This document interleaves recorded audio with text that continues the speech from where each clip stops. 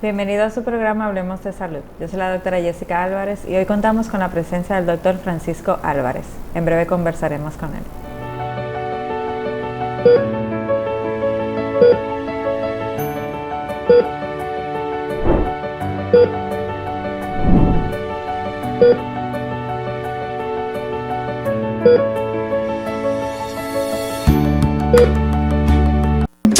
Ser dominicano se siente, se baila, se escucha. Ser dominicano se saborea, se lleva en la sangre y el corazón. Soberanía 4.0, sonando 48,000 kilómetros cuadrados de identidad, cultura y emociones. Con orgullo, aquí nuestra música es patria.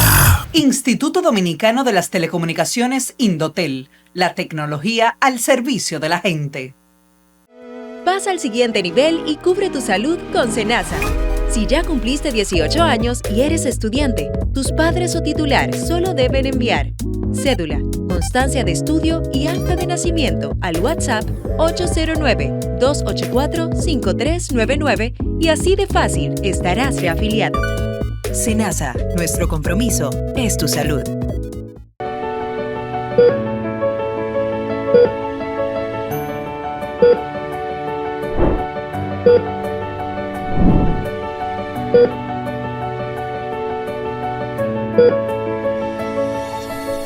Como dije anteriormente, hoy contamos con la presencia del doctor Francisco Álvarez. Doctor, un placer tenerlo en nuestro programa. El placer es mío, Jessica, y muy agradecido por la invitación. Doctor, usted es ginecobstetra. En tantas áreas que hay en la medicina, cuénteme cómo fue que usted cayó en esa. Ya es un asunto de tradición. Cuando yo comencé a estudiar medicina, ya yo sabía que iba a ser ginecólogo. O sea que eso fue desde el principio. La medicina fue apenas un paso, pero mi objetivo era ser ginecólogo. En su familia lo era, ¿no? Sí. Sí, ya. Mi abuelo era médico, pero fue médico general. Mi papá, médico ginecólogo, el cual me dejó la vara bien alta, como decimos. Todavía no lo he llegado ni siquiera cerca a lo que él fue como ginecólogo. Y desde que decidí estudiar medicina, yo sabía que ese era el camino, la ginecología. Ah, pero mire qué bien, doctor. Y ahora tengo un hijo que es médico y está haciendo su especialidad en ginecología. O sea que todavía sigue rodando esa bola. Francisco Álvarez, somos los tres. Entonces, ¿qué te digo? Eso lo llevo en la sangre. ¿Y cómo lo diferencian? Francisco Álvarez 1, 2 y 3. Todo viene a través de mi papá, de padre, hijo y el nieto. Y el nieto. De Fran Álvarez. Dios mío, mira qué interesante. Doctor, vamos a tocar varios temas, pero vamos a comenzar con la laparoscopía pélvica avanzada. La paroscopía pélvica avanzada. ¿Cuál es la diferencia que existe entre una laparoscopía anteriormente y estas técnicas avanzadas? Porque me imagino, no sé si es que viene con un asunto de la tecnología o que las cirugías ya se han volcado al mínimamente invasivo. ¿Qué diferencias encontramos? Fíjate, la laparoscopía comenzó, realmente quien comienza con la laparoscopía fue un ginecólogo. Sí. Y apenas se hacían diagnósticas, era solamente mirar. Y luego fue evolucionando. Anteriormente comenzamos, y yo llegué a vivir esa época, comenzamos que era solamente un tubito a través del ombligo y solamente mirábamos así a través. Luego se fueron incorporando los sistemas de cámara, de video, ya teníamos un monitor y uno comenzó a aventurarse a hacer procedimientos cada vez más complejos. Okay. Es como tú dices, porque todo está relacionado básicamente en dos cosas. Lo que la hace avanzada, o vamos a decir más compleja. Primero es la tecnología. Ok. Es una cirugía que es totalmente tecnología dependiente, porque obviamente podemos hacer un mejor procedimiento de acuerdo si tenemos mejor visión, Sí. mejor cámara, tenemos mejores instrumentos. El instrumento se traduce en seguridad, que son instrumentos que nos van aportando una mejor visión. Tenemos inclusive métodos de tinción para detectar estructuras, que requiere de una cámara especial para uno poderlo ver. Y en el segundo plano que le hace ser una cirugía avanzada son los conocimientos anatómicos. Okay. Los conocimientos anatómicos han ido avanzando y la laparoscopía ha hecho que estos conocimientos anatómicos avancen todavía más. La forma de ver la anatomía, la forma de encontrar estructuras con una cámara que te permite ver las cosas en aumento.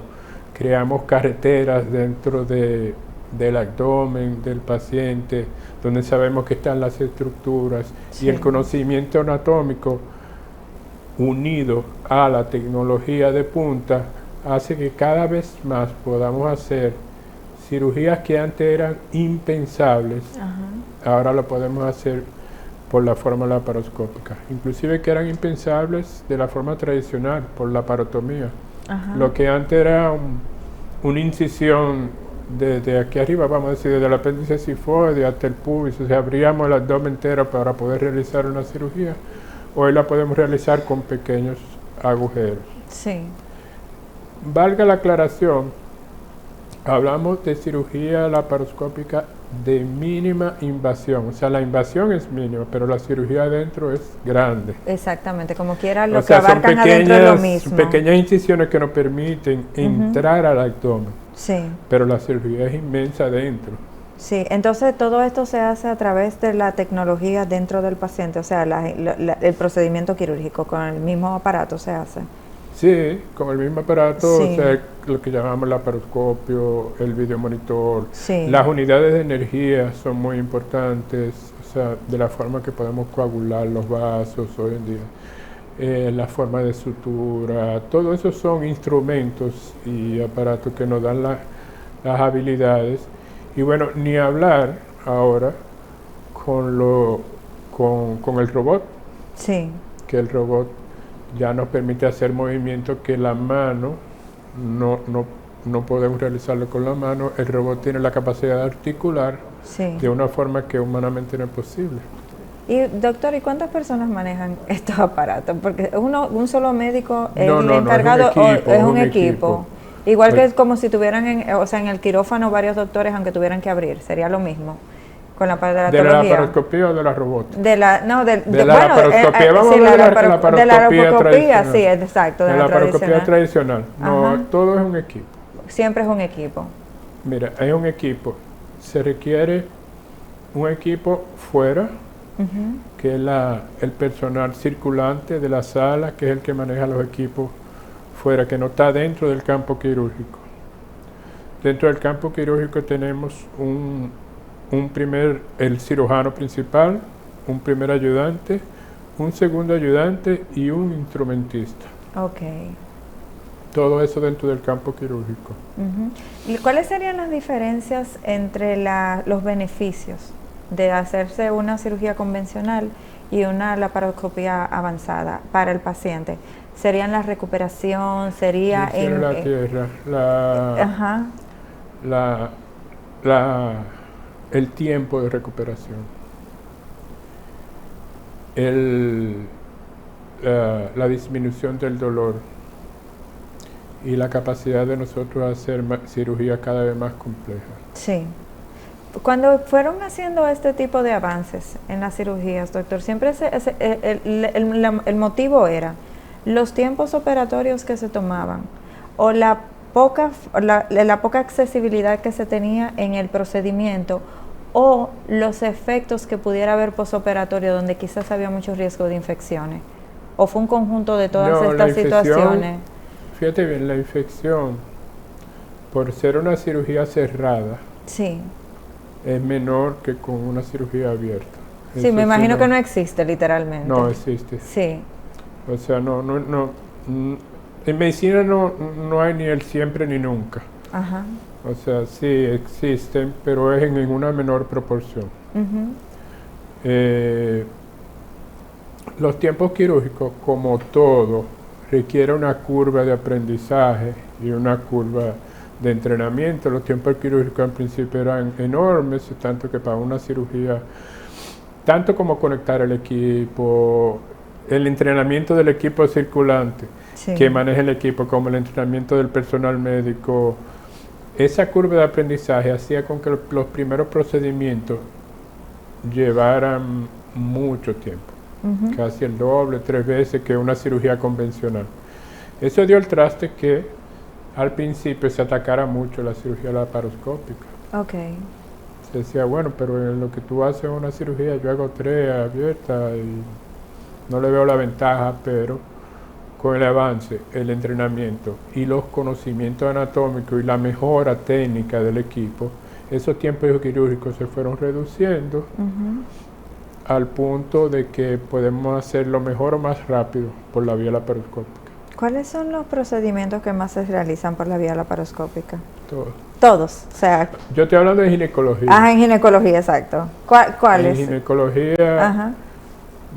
nosotros hacemos todo, cualquier tipo de procedimiento que está descrito por la vía laparotómica o abierta o tradicional, lo podemos hacer vía laparoscópica. Ujú. Ok, dicho esto, también te tengo que decir que todo tiene sus limitaciones. Sí. El patrón oro y la cirugía por excelencia todavía sigue siendo la laparotomía. Sí.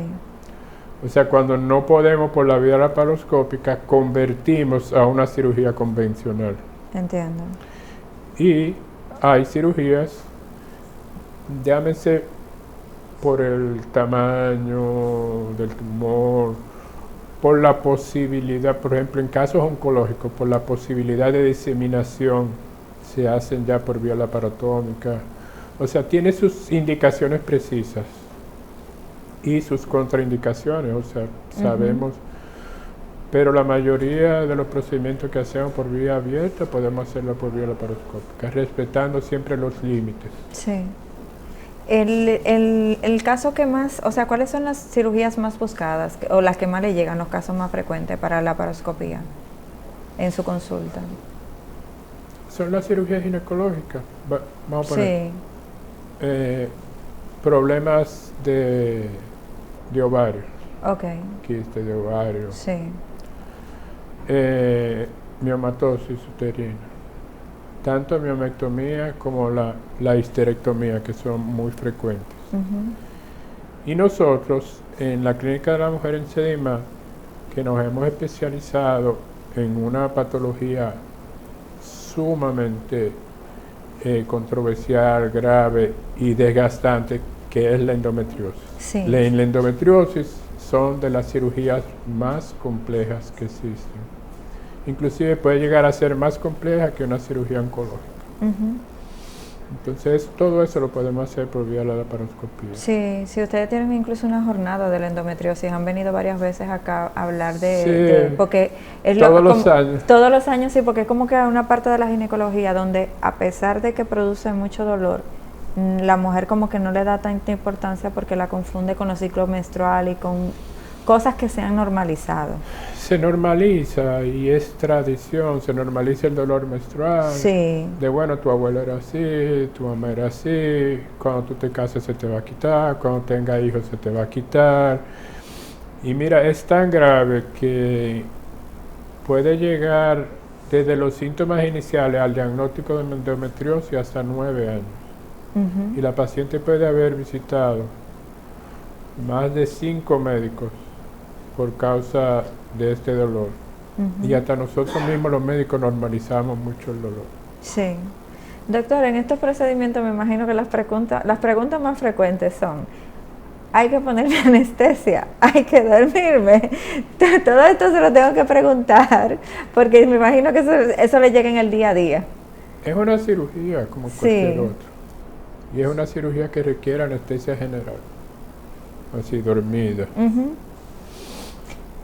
Y claro, sí, es un procedimiento quirúrgico. Lleva una cirugía normal. Anestesia dormida. Lo único que el tiempo de recuperación y la estancia hospitalaria es mucho menor. Entiendo. Incluso hay muchos procedimientos que lo podemos hacer de forma ambulatoria. O sea, que el paciente se opera en la mañana y puede irse a su casa en la tarde. Sí.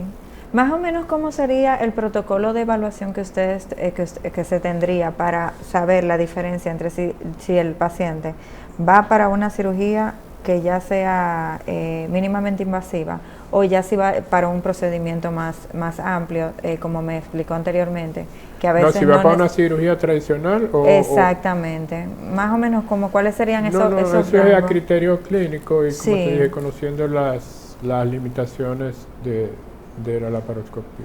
Sí. Hay dos cosas que no pueden... Hay varias cosas que uno toma en cuenta o que pueden hacernos ir por un camino o por otro. Primero, la patología. ¿De qué estamos hablando? ¿Es una patología benigna? ¿Es una patología maligna? Si es maligna, ¿maligna de qué órgano? Porque hay órganos que podemos tratarlo para la laparoscopía, hay órganos que tienen que ser abiertos. Primero la patología. Segundo, vamos a decir, ya determinamos que es una patología benigna, el tamaño y la extensión del problema. Por ejemplo, vamos a hablar de mioma, que es lo más frecuente. Si yo tengo un mioma que me supera los 20 centímetros, que pasa por encima de la cicatriz umbilical, que dificulte el espacio de trabajo, pues lo hacemos de forma tradicional y abierta. Ok. 2. Y 3, la experiencia del cirujano y el equipo con que contamos. Son sumamente importantes. O sea, no es lo mismo un cirujano de alto volumen, llámese cirujano de alto volumen, un cirujano que, por ejemplo, de un procedimiento tenga más de 30 o 40 casos al año de ese procedimiento. No es lo mismo un cirujano que hace 1 o 2 por año. Entiendo, claro, la experiencia. Y la preparación que le permite. Y sobre todo el equipo con que tú trabajes. En el sitio donde te desenvuelves. Sí, yo he visto que ustedes manejan mucho las subespecialidades. En esta área de la laparoscopía, ¿existen también esas subespecialidades, como que donde cada médico se dedique a quizás a alguna parte del cuerpo particular? Sí, habemos lo que somos hay ginecólogos generales, nosotros hacemos la ginecología en sentido general, todos lo hacemos. Pero dentro de la ginecología hay las subespecialidades. Por ejemplo, en el servicio tenemos cirujanos, ginecólogos, oncólogos. Yo me dedico mucho a la parte de piso pélvico. Que ese es el otro tema que vamos a tocar a continuación. Es una parte que me apasiona. Tenemos y otro que casi todos nos dedicamos a la endometriosis. Sí, porque tengo entendido que es una de las que más afecta incluso a la población en nuestro país, a la mujer, la endometriosis. Lo que pasa es que es muy subdiagnosticada. Y cuando nosotros accedemos al paciente, ya la encontramos en etapa muy avanzada, lo que la hace una cirugía compleja. En CEDIMA, como tenemos un servicio de endometriosis, no se hace un centro de referencia a nivel nacional, donde casos que no se pueden hacer o que en otra parte entienden que es inoperable, nosotros lo podemos hacer. Entonces terminamos recibiendo muchas referencias de casos complejos. Doctor, ¿cuál ha sido el caso más complejo que usted le ha tocado que ha podido resolver por la laparoscopía? Porque me dijo que ahora mismito hay un abanico de posibilidades sobre operarse lo que sea, pero usted me imagino que tuvo uno que dijo, wow, lo pude hacer de esta forma. Todos los días. Es que toda la semana, nosotros operamos 2 veces a la semana, martes y jueves. Sí. Y cada cirugía es un reto. Cada cirugía es un reto. No te puedo decir cuál fue, seguro que lo hay. Ajá. Pero no te puedo decir cuál fue el caso más complejo. Todos tienen una particularidad, cada persona es diferente. Hay una dificultad en uno que en el otro no se me presenta. Entonces, cada caso es un reto. Entiendo. Y el mayor reto es el postoperatorio. Sacar a esa paciente bien después de la cirugía. ¿Pueden haber complicaciones por esta vía postoperatoria? No siempre dependiendo del personal médico, también de los cuidados del paciente. ¿Pueden existir a pesar de que los riesgos sean mínimos? No, sí existen complicaciones y a medida que la cirugía es más compleja, las posibilidades de complicaciones son mayores. Uh-huh. En toda cirugía existe posibilidad de complicaciones. Uh-huh. Y más cuando tenemos cirugía compleja, por ejemplo la endometriosis, donde todos los órganos se adhieren, se provocan adherencias muy densas. Y la anatomía normal a veces puede estar alterada. Lo que a veces pensamos que está en un sitio no está en el sitio habitual, está en otro sitio. A veces debemos con mucho cuidado separar estas estructuras. Cuando se están separando estas estructuras pueden suceder complicaciones, Uh-huh. perforaciones, infecciones, daños a órganos, daños vasculares. Obviamente estas complicaciones son poco frecuentes, Sí, pues si no, no lo hiciéramos. exacto. Uh-huh. Pero sí, el peligro existe, Son las piedras es en el real camino. y es algo que hacemos mucho hincapié antes de cualquier cirugía. Entiendo. Doctor, ya entrando al segundo tema que tenemos y el que a usted le apasiona, que son las cirugías de piso pélvico. Cuando hablamos de cirugía de piso pélvico, ¿a qué nos estamos refiriendo? Porque sinceramente es como de las primeras veces que escucho este término.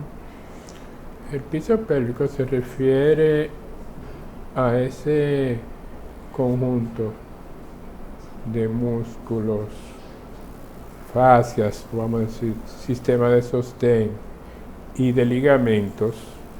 Es un complejo de fascia, ligamento y músculo que sostienen los órganos de la pelvis en su lugar. Ok.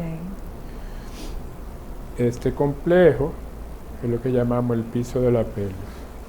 En la mujer hay una particularidad diferente del hombre, que la mujer tiene esta parte, este piso pélvico abierto a través de la vagina.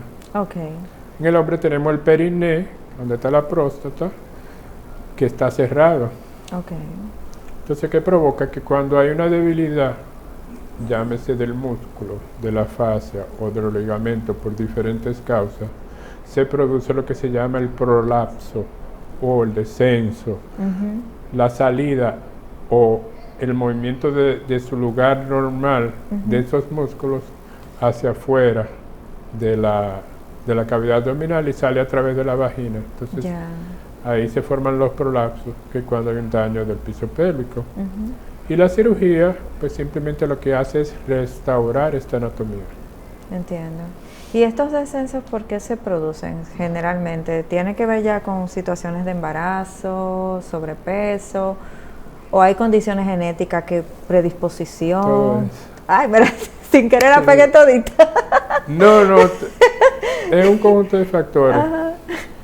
Los principales factores, y los más frecuentes, son la edad, el sobrepeso y el embarazo. Ok, o sea, todas... El hay lo que embarazo son de sin importar la forma de parto. Sí. O sea, que no importa que sea No cesárea exacto, o sea pues, natural, porque la lo gente... digo por eso. Sí. Te voy a hacer cesárea para que no tenga problemas de piso pélvico. El solo hecho de estar embarazada ya tú tienes una frecuencia mayor de presentar problemas de piso pélvico. Entiendo. Vamos a decir, de prolapso de los órganos pélvicos. Ujú, ujú. Con sus síntomas más frecuentes como la incontinencia, ya sea de orina o fecal. Ujú. Incontinencia es cuando se sale involuntariamente, tú tienes escape de orina. Sí, sí, sí. Que eso comienza después de cierta edad, que es muy frecuente. Entonces, generalmente, los pacientes, cuando los pacientes se les presentan con estas situaciones del peso pélvico, ¿Puede ser en pacientes jóvenes o usted la ve con más frecuencia después de cierta edad? Como te dije, uno de los principales factores es la edad. Sí. Existe en pacientes jóvenes, pero es más frecuente en pacientes de mayor edad. Y cuando se presenta en un paciente joven, generalmente es por el sobrepeso del embarazo. Cuando se presenta en pacientes jóvenes, generalmente pensamos en algún problema genético, en una enfermedad congénita, generalmente algunos problemas con con el colágeno. Entiendo. Sí. Son pacientes que ya tienen esa estructura dañada. Y una persona que tiene embarazos múltiples, ¿tiene más predisposición que una que solamente haya tenido 1 o 2 bebés? Sí. Cada embarazo te predispone más y más y más. Y lo que tienen mellizos. Que vienen Tiene una posibilidad mayor. Entiendo. De tener trastorno del piso pélvico. Pero entonces por la situación anatómica de la que hablamos anteriormente, en el hombre no es frecuente que se presenten, o sí puede darse situaciones de hombre con descensos. No es frecuente. No, lo único que se puede dar en el hombre, tiene que haber ya un proceso, sea una cirugía, un tumor o algo, es el prolapso rectal. Entiendo. Doctor, ¿y cómo es el procedimiento para el tratamiento? Me imagino que siempre debe ser quirúrgico. ¿Cómo sería esta cirugía? Esta cirugía tiene básicamente 3 formas de hacerlo. Hay 2 por mínima invasión y puede ser una forma tradicional. La tradicional ya prácticamente no la realizamos. Ok. Las 2 de mínima invasión es por vía vaginal o por la vía laparoscópica. Entiendo. Entonces, dependiendo de el grado del prolapso, edad de la paciente, nos decidimos por la vía vaginal, que sigue siendo mínima invasión, o por la vía laparoscópica. Entiendo. Y el procedimiento básico y la elección de la técnica va dada por el examen clínico y la experiencia del cirujano. Entiendo. ¿Cuáles serían las contraindicaciones para realizar este tipo de procedimientos en una persona mayor? Principalmente comorbilidades desde el punto de vista médico. Problemas cardíacos, problemas pulmonares graves, pero hay poca contraindicación. Me imagino que son situaciones no tratadas o tal vez descuidadas, que hagan volver hacia atrás. Personas de mucha edad, sí, poco cuidada, no atendida, generalmente las personas de más edad tienen mucho pudor. Nuestras abuelas, nuestras abuelitas, tienen el prolapso y no se lo dicen a nadie porque le da vergüenza, no se dejan ver, y cuando uno se da cuenta el prolapso está muy avanzado, generalmente en una persona de 80, 85 años, ya tiene problemas cardíacos, tiene problemas pulmonares, pero aún así nosotros hemos llegado a operar pacientes de hasta 90 años. Sí, pero me imagino que estas abuelitas tienen que tener situaciones al tener este descenso. Horrible, altera mucho la calidad de vida. Sí, en ese sentido, ¿qué es lo que se le dificulta? El ir al baño. Tienen un prolapso total de sus órganos hacia el exterior. No pueden sentarse bien, tienen incontinencia de orina, incontinencia fecal, sangrados. Por tener todos esos órganos que deberían estar internamente, están expuestos hacia el exterior. Y el roce con la ropa interior, con todo, va provocando una laceración y esos órganos llegan a sangrar incluso. Entiendo. ¿Y cuáles son las condiciones más críticas que se pudieran producir en una mujer que tenga esta situación y no se opere, doctor? O sea, lo más extremo, que no se haya operado. O sea, supongamos que puede llegar incluso. Yo he tenido casos de daño renal. Wow. Por un prolapso en el tiempo, crónicamente sin tratamiento, llegan a lo que se llama a acodar o a obstruir los uréteres, aumenta la presión hacia los riñones no pueden trabajar bien y caen en fallo renal por este prolapso no tratado. Entiendo. Doctor, y el riesgo de infecciones me imagino que también es bastante grande, sobre todo las mujeres que siempre tenemos esa sensibilidad a padecer de cualquier tipo de infección, porque la higienización me imagino que se dificulta bastante. Sí, pero el cuerpo está muy bien diseñado. Ajá. Y se defiende muy bien. Tenemos técnicas, procedimientos y profilaxis antibiótica y no tenemos una gran prevalencia de infecciones. No tengo esa experiencia. No, pero me refiero antes del procedimiento. Antes del procedimiento, sí. Antes del procedimiento, porque imagínense que yo soy una abuelita y me quedo callada. Es una secreción constante, inclusive hasta purulenta a veces. Hasta purulenta puede ser. Infecciones de orina, que llegan a tener infecciones de orina incluso por bacterias resistentes a la mayoría de los antibióticos. Entiendo, y me dijo también que había una situación con las materias fecales, entonces me imagino también que es un la conjunto higienización es súper difícil, todo el órgano está afuera, sí. Generalmente usan pamper. Ajá. Y se ensucian con materias fecales, con orina, y todo eso lleva contaminación, y la contaminación lleva infección. Entiendo, que me imagino que por estas infecciones que posiblemente se den cuenta de que las abuelitas están teniendo esta situación, porque como las generalmente esconden lo y que la lo abren, lleva a la consulta, sí. En estas personas que no dicen lo que Exacto. tienen, o el sangrado o la infección. Generalmente infecciones de orina son lo que lo llevan a la consulta. Bueno, doctor, lastimosamente debemos irnos a la pausa, no sin antes dejarle con una pregunta para después de la pausa. ¿Cómo es el procedimiento quirúrgico? ¿Cuántos tiempos de recuperación tiene la paciente? Etcétera, etcétera. Porque el miedo siempre es a lo que viene después.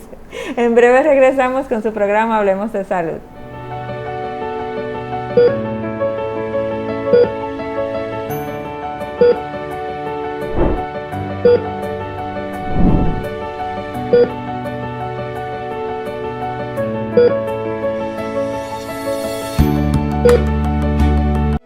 Pasa al siguiente nivel y cubre tu salud con Senasa.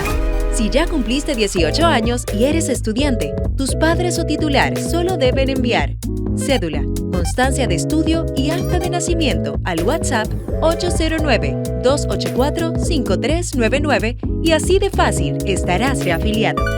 Senasa, nuestro compromiso es tu salud.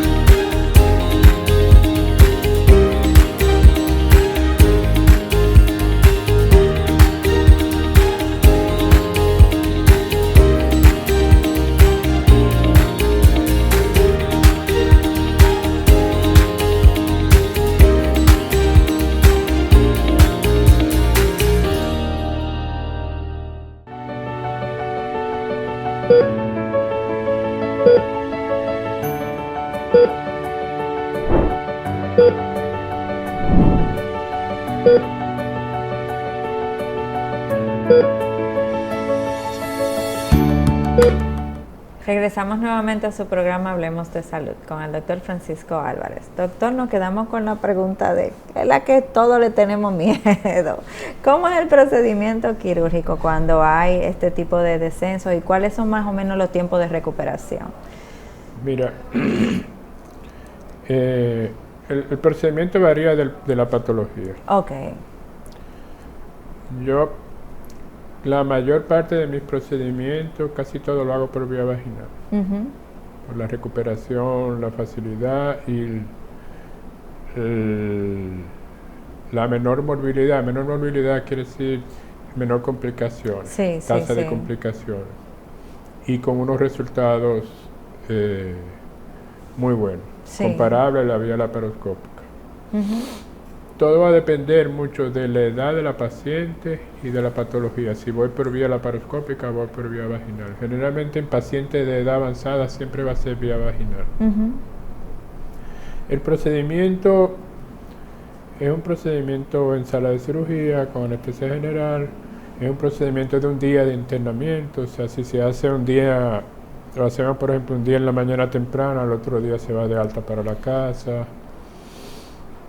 Generalmente la mayoría se van sin sonda para la casa. Si fue un procedimiento más complejo, podemos dejar una sonda por una semana, 4 días, 5 días. Se pueden utilizar materiales o no, dependiendo si el tejido nativo está en buenas condiciones. Utilizamos el mismo tejido de la propia paciente para repararlo. Okay. Si el tejido está muy dañado, pues tenemos que usar materiales sintéticos como las mallas.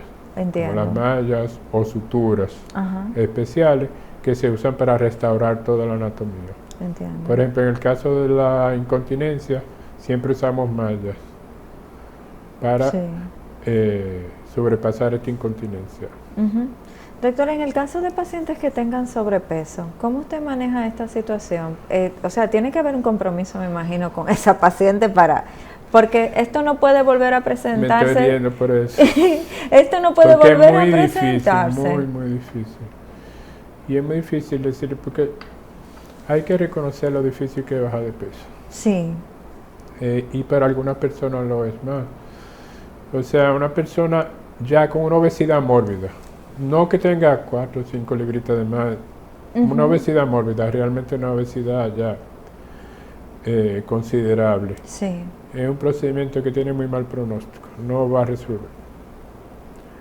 O no resuelve, o si resuelve por poco tiempo y va a volver. Eso le iba a porque yo no he preguntar. resuelto la causa principal, que era el sobrepeso. Totalmente.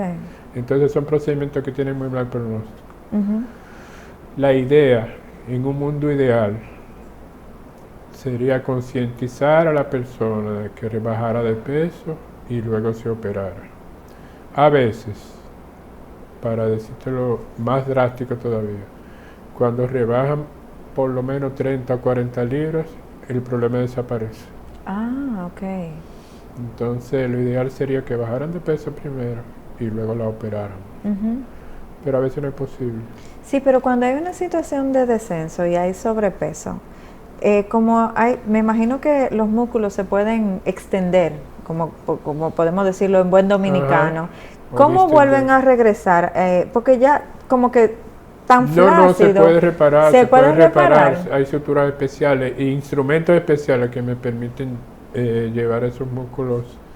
No, pero me refiero al paciente. Y básicamente no los músculos, los ligamentos. Sí, los ligamentos. Porque el músculo dañado ya no se recupera. Es por eso que se lo pregunto, porque me imagino que aunque rebaje, posiblemente sí haya que hacer, aunque sea mínimo. El músculo que está dañado ya se queda sobredistendido, ese músculo es muy difícil que se recupere, pero sí podemos reparar los ligamentos. Sí. Y agregar material sintético y sustituir esos ligamentos dañados por un material sintético. Sí, pero me refiero en el momento de que supongamos que el paciente rebajó ya y entonces vamos a ver si aplica o no aplica para el procedimiento quirúrgico. Aunque el paciente haya rebajado y la causa se haya resuelto, el músculo como quiera no queda con una situación de problema. Siempre va a quedar con una debilidad y se puede superar con ejercicio. Ya. Y con otra cosa muy importante que es la terapia del piso pélvico. Que hay fisioterapeutas especializados en piso pélvico. Hábleme un poquito, háblenos de esto, doctor, pero tenía bien calladito esa parte. ¿Cómo se maneja esta terapia? Hay personas que se dedican, son fisioterapeutas de formación y como especialidad se especializan en la parte de piso pélvico. Que puede ser, es amplísima esa área, porque puede ser incluso paciente con dolores crónicos, con contractura, no con debilidad, al contrario, una contractura a nivel del piso pélvico que hace incluso las relaciones sexuales muy dolorosas.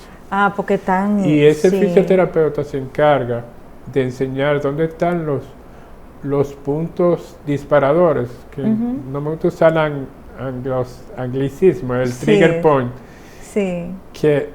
y el fisioterapeuta le enseña cómo descontracturar esos puntos, porque a veces lo que tiene es una contractura. O cuando hay ya una debilidad total, el fisioterapeuta, mediante estímulos eléctricos, ultrasonido, consigue restaurar en gran medida esa musculatura y esos ligamentos. Aunque al final vayas a cirugía, podemos operar primero y luego hacer fisioterapia O al principio usar fisioterapia, y si la fisioterapia no resuelve, entonces la cirugía en último lugar. Y yo me imagino que también usted les recomienda a esos pacientes, a las pacientes el ejercicio. ¿Habrían ejercicios que fueran ideales para este tipo de situaciones? Porque yo recuerdo, yo de chiquita, que bailaba ballet y uno hacía muchas contracciones y decían que eso ayudaba mucho al fortalecimiento de los músculos. Son los famosos ejercicios de Kegel, Ajá. que son apretando y soltando varias veces al día los músculos de la vagina. Sí. Y el ballet sobre todo trabaja mucho la área del piso pélvico. ¿Y hay otros ejercicios que trabajan el área del piso pélvico aparte del baile? Sí, hay otros ejercicios que se pueden trabajar, pero con dirección, porque también puede ser todo lo contrario. Por ejemplo, atletas de alto rendimiento y fisiculturistas pueden llegar a tener problemas de piso pélvico. Ok. ¿En los varones se puede presentar o las mujeres solamente? En mujeres. Sí. Haciendo los levantadores de peso. Ajá, sí, sí, sí. La halterofilista ya de alta competición o de olimpiada. A veces cuando hacen un esfuerzo muy grande pueden tener incontinencia. Sí, claro, claro. O pueden tener prolapso de órganos pélvicos. Con una levantando peso muy fuerte. Doctor, ¿y estas pacientes que a veces duran mucho para ir al baño? Por una cosa, ya tanto sea por las heces fecales, pero también para orinar. ¿Esto pudiera producirle situaciones a largo plazo de descenso y de incontinencia? No tanto de descenso, ya ahí podemos hablar sobre la función. Ajá. Porque una cosa es la parte anatómica y otra es la parte funcional. Sí, sí, claro. O sea, como la parte anatómica se refiere a dónde se encuentran ubicados los órganos y la función se refiere a cómo funciona. O sea, si orina bien, si defeca bien. En cuanto a postergar mucho, pues obviamente si hablamos de materia fecal eso nos va a llevar a estreñimiento crónico. El estreñimiento crónico nos lleva a problemas de piso pélvico. Ok. Entonces, si hablamos de vejiga y función urinaria, la retención por mucho tiempo de la orina nos lleva primero, podemos tener incontinencia por una vejiga hiperreactiva. Y segundo, podemos tener infecciones recurrentes por retener mucho la orina. Sí. Usted me acaba de mencionar otra cosa. Me acaba de mencionar el estreñimiento que puede causar, al final le puede causar a través del tiempo unas situaciones del piso pélvico. Pero también tenemos los embarazos múltiples. Pero también tenemos el sobrepeso, que con embarazo generalmente también el sobrepeso, no mórbido, pero viene. Entonces, doctor, ¿cómo como mujer pudiéramos prevenir o ayudarnos a través del tiempo? Porque no vamos a poder evitar el embarazo. Hay situaciones que no vamos a poder evitar, pero ¿cómo podemos ayudarnos? ¿Cómo podemos ayudarnos en todo en la vida? Alimentación y ejercicio. Alimentación, estilo de vida y ejercicio. Una buena salud. ¿Cuál es el estilo de vida que más afecta o trae situaciones de piso pélvico entre el sedentarismo? O sea, ¿qué es lo que más afecta? El sedentarismo, tabaquismo, alcohol, falta de sueño. Ok, hábleme un poquito de cómo afecta el tabaquismo y el alcoholismo, porque esas son dos cosas que están muy normalizadas en nuestro país. Pero es que eso lleva a un pobre desempeño muscular, a una debilidad muscular por una atrofia, por un metabolismo deficiente, por los nutrientes no son iguales, y eso lleva, el tabaco por ejemplo puede afectar y debilitar los músculos. El alcohol puede debilitar los músculos, y todo eso lleva a un trastorno ya al final de piso pélvico. Si eso se lo añade un pobre estilo de vida, de trasnoche y mala alimentación, me va a llevar a una obesidad. Con la obesidad viene el problema del piso pélvico. Entonces, si yo le añado eso, una obesidad o sobrepeso con un pobre estilo de vida, o sea, estoy sumando factores al final, porque no nos damos cuenta de una vez. No, eso me imagino que se toma su tiempo para manifestarse. Porque no es un estado agudo. Sí. Es un estilo de vida en el tiempo, de algo crónico, porque no es que yo salga una noche o que yo tome un traguito social, sí. No, es un estilo de vida a lo largo del tiempo, crónicamente, me puede llevar a un trastorno. Sí. Doctor, ¿cuáles procedimientos mínimamente invasivos se pueden realizar también, aparte de los que ya hemos hablado? ¿Desde el punto de vista ginecológico? Sí, ginecológico, sí, claro. No hemos tratado casi todo, porque por ejemplo te hablé de la parte oncológica. Sí, te hablé de la endometriosis, te hablé de lo que llamamos patología anexial. Patología anexial, si quiere ver, tiene que ver con lo que se llama las trompas o los ovarios. Patologías uterinas, miomas, malformaciones, tanto sea por fuera del útero o por dentro del útero, que es otro procedimiento de mínima invasión que llamamos histeroscopía.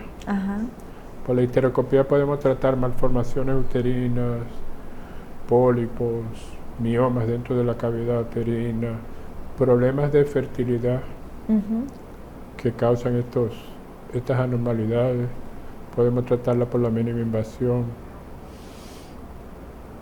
Problemas de incontinencia de orina, como hablamos, prolapso de órganos pélvicos, todo lo podemos tratar por mínima invasión, con un mínimo de dolor, baja estadía hospitalaria y rápida recuperación. Sí, yo tengo entendido, doctor, que a través del tiempo una endometriosis no tratada causa problemas de tener bebé a la mujer. Es una de las causas más frecuentes de infertilidad, la endometriosis. Actualmente. Actualmente. Doctor, yo siento que últimamente los casos de infertilidad en la mujer se han disparado, y sobre todo en pacientes jóvenes. ¿Esto se debe a una alta tasa de endometriosis o a otras causas que pudieran ser? Primero, la endometriosis. Segundo, causas ambientales. Y tercero, lo que más frecuente se ve hoy en día es la baja reserva folicular y los problemas, yo me refiero a baja reserva folicular porque la mujer, como se ha insertado, ya la mujer y el hombre están en el tren laboral igualito.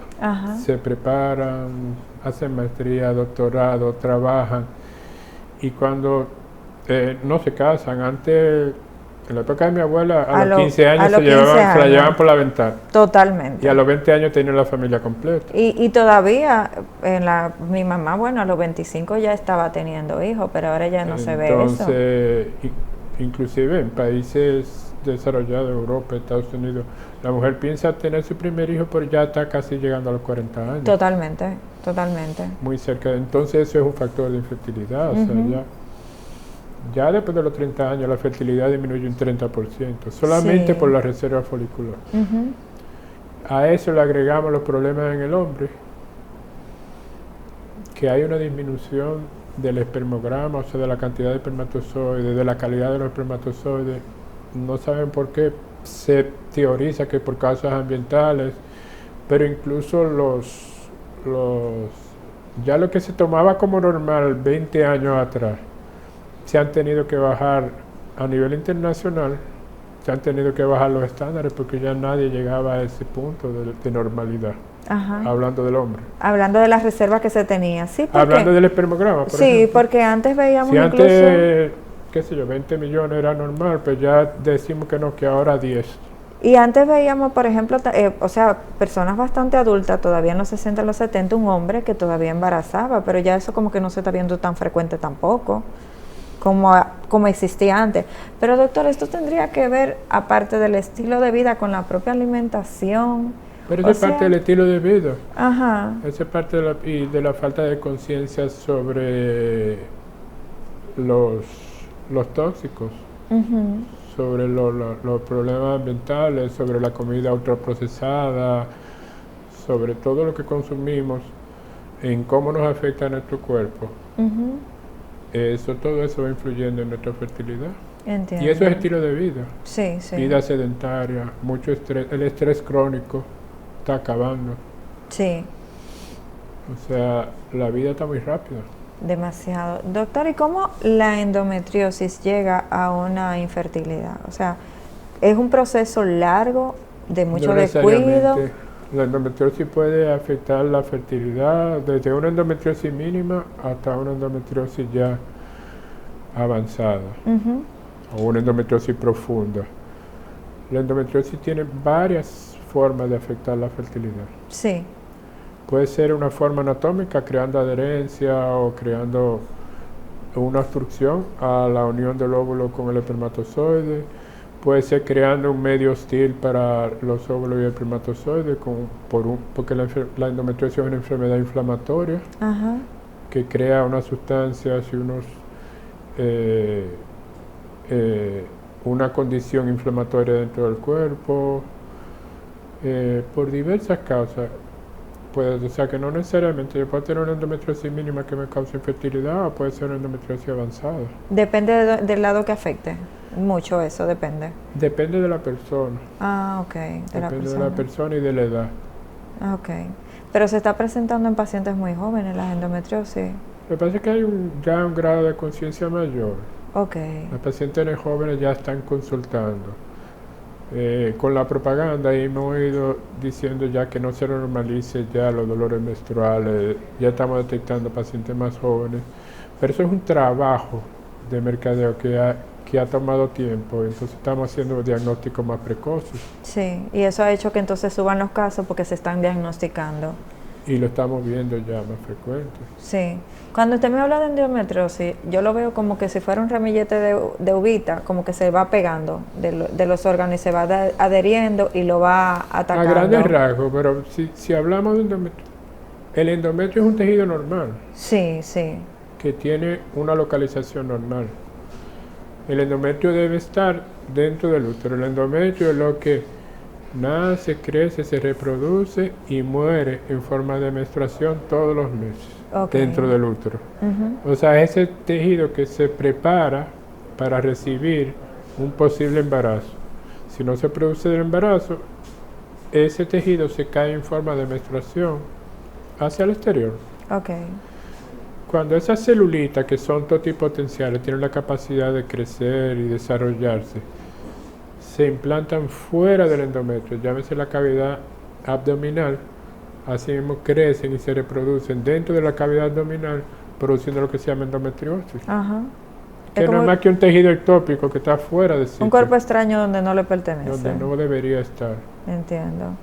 Y entonces todo esto, evidentemente, tu cuerpo lo identifica como un cuerpo extraño y produce la inflamación. No solo como un cuerpo extraño, o sea, eso va creciendo, pero no muere, no se cae en forma de menstruación, sino esa sangre sangra todo hacia adentro de la cavidad abdominal y eso va provocando las adherencias y que los órganos se peguen uno con otro. Puede invadir los intestinos. Ajá. Ya que estamos hablando de que se están diagnosticando en pacientes bastante jóvenes, me imagino que hay procedimientos que se pueden realizar en adolescentes a través de la laparoscopía. ¿Cuáles serían estos procedimientos, doctor? Los procedimientos de excisión, ablación de endometriosis. Lo ideal en estas pacientes es encontrarla lo más temprano posible, que es muy fácil de tratar. Un foquito así de pequeño, yo lo puedo extirpar por una laparoscopía muy simple y hasta ambulatoria. Si esa paciente que yo la veo con 18 años, con 19, con 17, y detecto un foquito de endometriosis pequeña, es la misma que yo voy a ver a los 30 años, que me busca por un problema de fertilidad, pero ya con una endometriosis avanzada. Sí, entiendo. Si yo lo hubiera encontrado a los 18, esa endometriosis no hubiera llegado a una endometriosis profunda a los 30. Exactamente. Entonces son procedimientos que se pueden hacer en adolescentes. Antes uno no era muy temeroso, como que encontraba muy agresivo, como plantearle a una paciente a veces hasta núbil, o sea, no ha tenido relaciones, no ha comenzado su vida sexual activa, de plantearle de lleno así una laparoscopía. Sí, claro. Pero hoy en día, gracias al avance de los métodos diagnósticos no invasivos, tanto por sonografía como por resonancia, nos permiten diagnosticar la endometriosis muy tempranamente sin necesidad de tener que hacer una laparoscopía diagnóstica, que cada vez hacemos menos. Sí. ¿Sabe Ya que, cuando entramos a una laparoscopía ya llegamos con un diagnóstico y es a operar. Exactamente. Cada vez hacemos menos laparoscopía diagnóstica. Casi siempre llevamos con una idea de lo que vamos a hacer. Ya de lo que van a encontrar y resolver en un solo procedimiento. Ya le hemos cambiado el término de la laparoscopía diagnóstica. Doctor, yo le iba a preguntar, porque en muchas ocasiones se presentan mujeres que tienen quistes, en quistes de ovario y este tipo, y a veces sí son quirúrgicos o no son quirúrgicos, o sea, se tratan con medicación. ¿Qué hace que sea diferente el tratamiento en uno en el otro? La etiología. Okay. ¿De qué tipo de quiste se trata? Okay. Porque es que es un problema de terminología. Porque hay folículos, por ejemplo, folículos que no rompen y son fisiológicos y tú lo puedes encontrar de 4 o 5 centímetros que desaparecen en el tiempo. Sí. Y hay los quistes. Si es un quiste funcional, eso no se opera, independiente del tamaño. Si es un quiste ya que es una patología, pues debe ser intervenido. Okay. Si es una endometriosis, y no toda la endometriosis la operamos. Ajá. Algunas son tratables. Algunas son tratables, pero depende de la edad, Ajá. de la reserva folicular. A veces preferimos que guarden sus óvulos primero antes de poner la mano en los ovarios. Hay un tema ya de preservación de la fertilidad, porque cuando nosotros ya intervenimos en un ovario, esa reserva folicular tiende a disminuir. Sí. Entonces una paciente ya sobre los 30 años, uno le dice, no, espérate, hay que operarte, pero primero guarda óvulos, por si te operamos y queda con una reserva folicular muy disminuida. Sí, doctor, lastimosamente se nos ha acabado el tiempo, pero quiero dejarlo con esta última pregunta, que yo sé que se me va a reír un chin cuando se la haga, pero se la tengo que hacer. ¿Qué tanto daño causa a una paciente que tenga situaciones de endometriosis y de quistes el beber estos remedios o botellas que venden, mágicas, que desbaratan este tipo de situaciones, y no ir realmente al ginecólogo a evaluarse y al tratamiento médico propio? ¿Qué provoca que la enfermedad avance y una enfermedad en grado leve se torne una enfermedad grave o una endometriosis profunda que requiera una gran intervención quirúrgica? Este tipo de folclore que yo le llamo, sí, de la botella y de la cosa, lo que hace es que perdamos tiempo y la enfermedad se agrave. Totalmente. Esto no cura. No, que siempre hago referencia a automedicación y a este tipo de situaciones que pueden... Y lo que el folclore cura, no era una enfermedad real. Ajá. Bueno, doctor, lastimosamente se nos ha acabado el tiempo, pero tiene las pantallas para dar sus contactos y sobre todo para que dé la información sobre el simposio. Una información muy importante que tenemos en la Clínica de la Mujer. Próximamente, el 4 de septiembre, tendremos el simposio de cirugía ginecológica en adolescentes, donde tenemos la participación de grandes profesionales del Cincinnati Children's Hospital, junto con nuestro personal de la Clínica de la Mujer de CEDIMAT. Es un evento abierto para todos los médicos, tanto estudiantes o ginecólogos y especialistas, con muy interesantes temas. Bueno, doctor, de verdad que siempre ha sido es un placer tener a doctores que arrojen tanta información súper importante para la población. De verdad que fue un gusto tenerlo hoy en nuestro programa. Esto ha sido todo por hoy en su programa Hablemos de Salud, y hasta un próximo encuentro. Se despide Jessica Álvarez.